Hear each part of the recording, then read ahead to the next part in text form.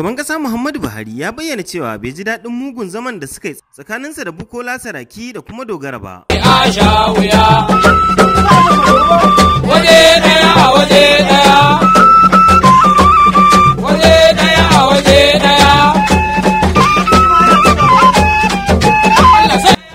Shugaban ƙasar ya yi duba ne zuwa ga rashin jituwa da aka yi ta samu tsakanin ɓangaren zartarwa da Majalisar Dokokin Najeriya,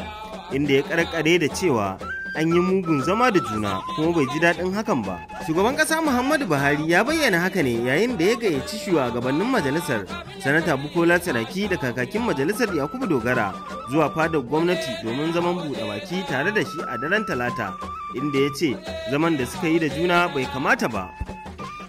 Dangantaka dai tsakanin ɓangaren zartarwa da ɓangaren majalisa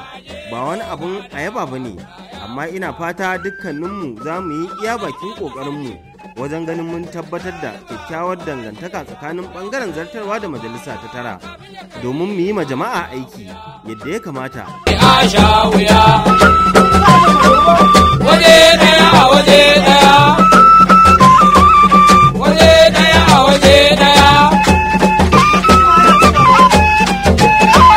Ina kira ga masu girman sanatoci da 'yan majalisa masu karamci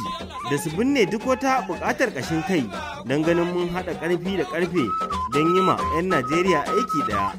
Kuma ƙofa ta a buɗe take ga duk wani ɗan majalisa da ke da wata shawara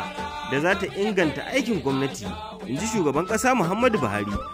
A nasa ɓangaren shugaban majalisar dattawa Sanata Bukola Saraki ya bayyana wa shugaban ƙasa cewa a shirye majalisa take a kowane lokaci wajen yi wa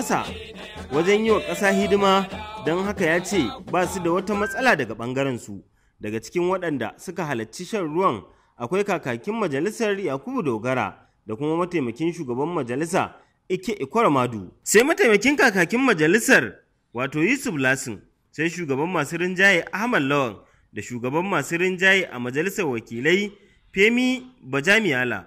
sai shugabannin marasa rinjaye da mataimakansu. Ya fara kafin ya karye a sha wuya.